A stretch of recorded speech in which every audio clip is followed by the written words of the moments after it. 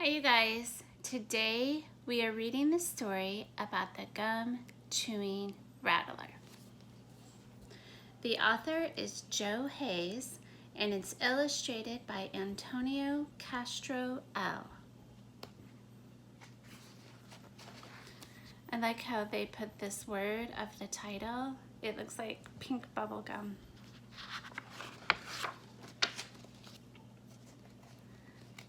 When I was a kid growing up in Arizona, I used to love to chew bubblegum. Already I can tell this story is being told by someone in the story. And right now it's this guy. He lived in Arizona. That's the state we live in. I always had a big, juicy wad of bubble gum in my mouth. I'm not talking about one piece of bubble gum. I would put 2 or 3 pieces of gum in my mouth at once. I might even put 6 or 7 pieces of bubble gum in my mouth at the same time. Whoa, look at all of that gum inside his mouth.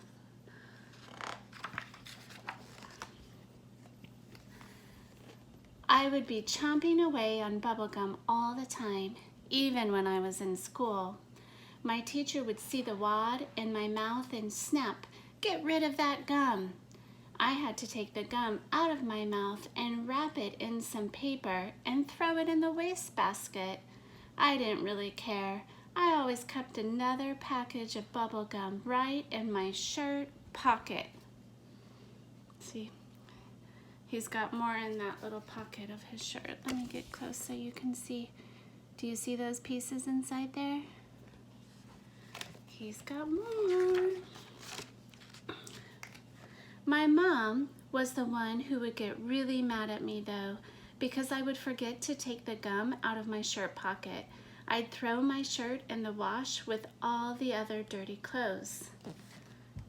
Oh no, look. The gum's in his pocket and he's going to throw it in the washing machine. Now, I grew up a very long time ago and my mom had one of these old-fashioned wringer washing machines. Her washing machine didn't spin or spin. This is what they used to do before they could spin. She had to put each piece of clothing through the wringer and the rollers would squeeze the water out. She would put my shirt through the wringer and the rollers would squish the bubble gum right into the cloth and make it a big, gunky stain all around the pocket. So isn't that cool? That's a wringer. So now when we're doing the wash, when mom and dad, and hopefully you guys help, are doing the wash, you put it in the washing machine and to get the water out after it's been washing in there, it spins really fast. Back then they didn't have that. So they'd have to wash the clothes and then to start the drying process and to get most of the water out, they'd squeeze it through these rolling wringers right here. But look, that bubble gum would squeeze all over the pocket of his shirt because he'd leave it in there. My mom would say, "Look at this, you've ruined another shirt." But then one day something happened that changed her mind and she never got mad at me again for carrying gum in my shirt pocket. So look, she was super mad he was doing that. But what happened that would make her not get mad for having gum in his shirt? That day I was walking out in the desert, kind of daydreaming, chomping on my bubble gum and not paying attention to where I was going. And I stepped right on a rattlesnake's tail. Look, the rattlesnake's just minding his own business, but look, here comes the boy's foot. Shh. No! That snake couldn't rattle and warn me because I was standing on his tail. So he didn't even bother about warning me. He just came striking up through the air, aiming his fangs right at my heart. That rattlesnake hit me, bam, right on my shirt pocket. That's where I was carrying my spare bubble gum. And the rattlesnake's fangs stuck in the bubble gum. So I want you to get a good look at this picture. A strike is when the snake comes at you to bite you. And see, he decided to bite him right at his heart. There, I stood with my foot on the rattlesnake's tail, with his fangs stuck in my shirt pocket. He was thrashing around and whipping up against me. I was so scared I couldn't even move. I just froze there, staring at his beady little eyes. What do you think all that stuff is inside that rattlesnake's mouth? It's pink.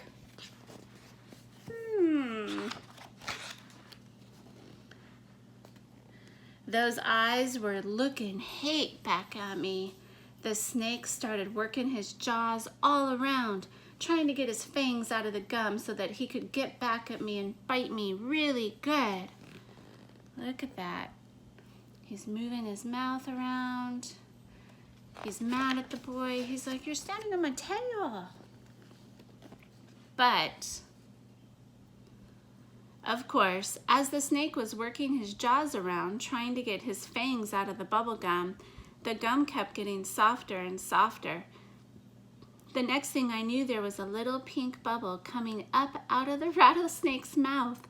It got bigger and bigger till it was twice, maybe 3 times the size of a basketball.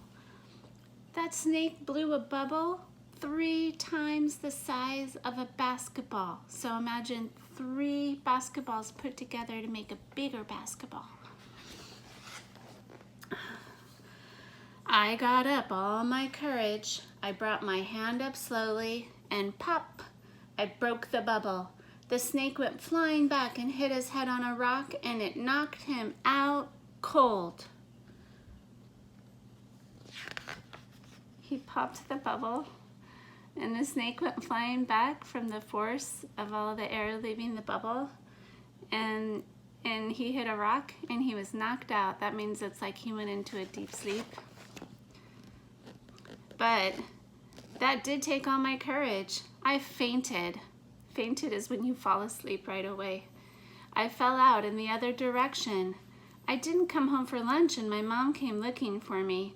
She found me lying there on the ground, and lying in the other direction was a rattlesnake with bubble gum all over his face.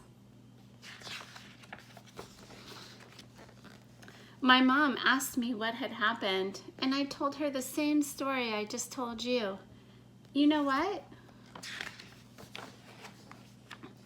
She didn't believe it. Did you?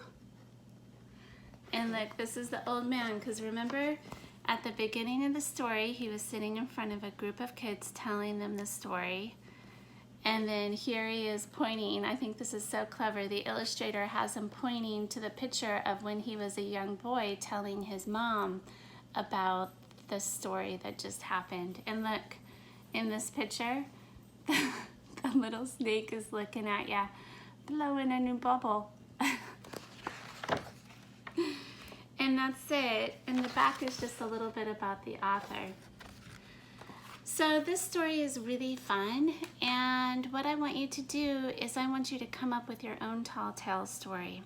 I want you to write a story about something like the little boy did in the book, where he told a story about something that maybe happened to him, but I'm wondering if maybe he exaggerated, right? So I'm wondering if really that snake wasn't chewing bubble gum and blowing big bubbles, because I've never heard of a snake being able to do that. And maybe it did happen, I don't know, but it kind of seems like the old man was telling us a story that maybe he exaggerated, and maybe he made more exciting than it actually was. So maybe he was outside because his family lived in the desert, and he probably did see a rattlesnake.